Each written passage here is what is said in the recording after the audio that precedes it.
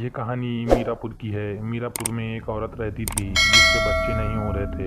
बच्चे ना होने के कारण उसके पति से और उससे बहुत लड़ाई होती थी और औरत हमेशा यही कहती थी, बच्चे नहीं हो रहे तो इसमें क्या मेरी गलती है। हस्बैंड यही कहता था कि तुम्हारी वजह से मेरे घर में कोई चहल पहल नहीं है। औरत जो बहुत ज़्यादा ही रोने लगती, हर एक बात पे उसके आंसू गिरने लगते। वो बहुत परेशान हो गई थी। वो अपनी सहेली के साथ में एक बाबा के पास जाती है। बाबा ने उसकी सारी परेशानी सुनी और बाबा ने कहा कि तुम जाओ कब्रिस्तान रात में 1 बजे के बाद और वहाँ जाके ये मंत्र पढ़ना। औरत थोड़ी सी डरी पर उसको अपने बच्चे का ख्याल आके वो खुश हो गई और बच्ची के बारे में सोचते सोचते अपने घर आ गई। घर आने के बाद वो रात में होने वाला सारा इंसिडेंट्स अपने दिमाग में बसा रही थी और बच्चे के बारे में सोच सोच के खुश हो रही थी।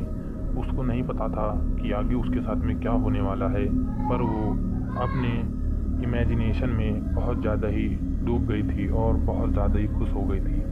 रात का अंधेरा फैल रहा था, धीरे धीरे रोशनी ढल रही थी और अंधेरा फैलता जा रहा था। वो औरत फैसला कर चुकी थी कि मैं रात में जाऊंगी और उस काले पेड़ के नीचे जाके ये मंत्र पढ़ के आऊंगी। बाबा ने उसे बताया था कि ये मंत्र पूरी तरीके से सही से पढ़ना और कहीं भी मिस्टेक मत करना, वरना तुम्हारे साथ कुछ गलत भी हो सकता है।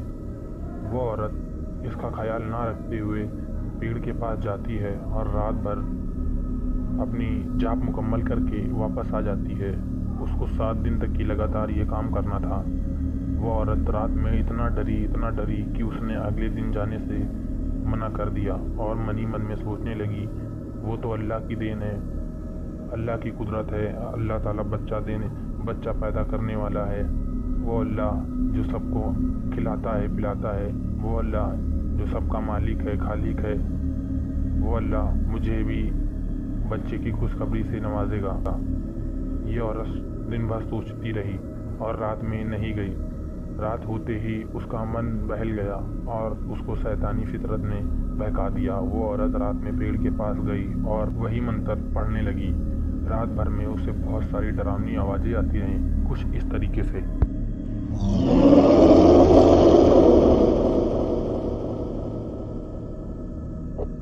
डर की वजह से वहाँ से बिना जाप मुकम्मल करे भागना पड़ा उसे। वो भागते भागते घर के रास्ते पर आ रही थी और उसको आवाज़ें आने लगीं, साहिस्ता आओ मेरे पास, साहिस्ता आओ मेरे पास। पर वो किसी की आवाज़ें सुनने के हालत में नहीं थी और इतनी तेज़ भाग रही थी कि वो मैराथन रेसर में फर्स्ट नंबर हासिल करती। उसका दिमाग बहुत तेज़ काम कर रहा था, इतनी तेज़ काम कर रहा था कि वो बिना कुछ सोचे समझे बस उसको भागने की लगी थी। मैं भाग के जाऊं कहाँ।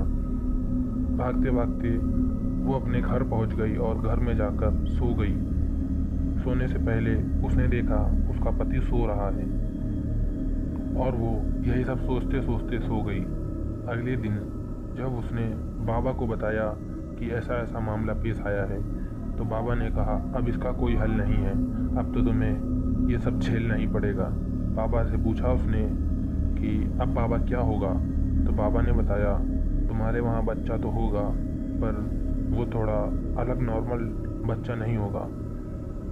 वो बच्चा बहुत ही ज़्यादा खौफनाक बच्चा होगा और तुमको उस बच्चे की अच्छे से परवरिश करनी है। अगर तुमने परवरिश अच्छे से की तो मैं उसका तोड़ भी निकाल लूँगा, निकाल के मैं तुम्हें तोड़ उसका जवाब भी दूँगा। पर अगर तुमने उस बच्चे की अच्छे से परवरिश नहीं करी तो ये जान लो कि तुम्हारी जान भी जा सकती है। ये औरत सुन के पागल हो गई और उसने वहीं रोना चालू कर दिया। बाबा ने कहा अब कुछ नहीं हो सकता, अब मैं कुछ नहीं कर सकता। बाबा ने उसे समझाना चाहा कि अब कुछ नहीं हो सकता, पर यह है कि मैं तुमको कहीं ना कहीं से एक तोड़ जवाब ज़रूर दूंगा और तुमको इस आफत से बचा कर रहूँगा। और उस औरत ने रोना बंद कर दिया और वो अपने घर चली गई। औरत घर जाने के बाद सब कुछ सोचने लगी कि अब क्या होगा, कैसे होगा, और मैं ये गलती कैसे कर सकती हूँ। पर वो औरत ने कहा जो हो गया सो हो गया, पर अब आगे से ऐसी गलती नहीं करनी है। वो औरत रात में गई, उसने अपना मुकम्मल जाप पूरा कर लिया और ऐसे ही मज़ीद दिन गुजरते रहे। वो औरत ने अपना जाप मुकम्मल किया। औरत के घर में खुशखबरी आई और वहाँ सब कुछ खुशहाली का समा बन गया। औरत ने सबके चेहरे पर खुशियाँ देखी और वो भी खुश होने लगी। औरत को सब कुछ मालूम था कि आगे होने वाला क्या है, पर वो घर वाले एक अनहोनी से अनजान थे। वो औरत ने सबको मालूम नहीं होने दिया, पर वो औरत दिन में सबको अपना चेहरा कभी ऐसे नहीं दिखाया कि सब लोग जान जाएं कि कुछ होने वाला है। और अगर आपको ये वीडियो आगे भी देखनी है तो पार्ट 2 के लिए कमेंट करें और हमारे यूट्यूब चैनल पे जुड़े रहें। इस वीडियो को लाइक सब्सक्राइब ज़रूर से कर दें हमारी हौसला अफजाई के लिए।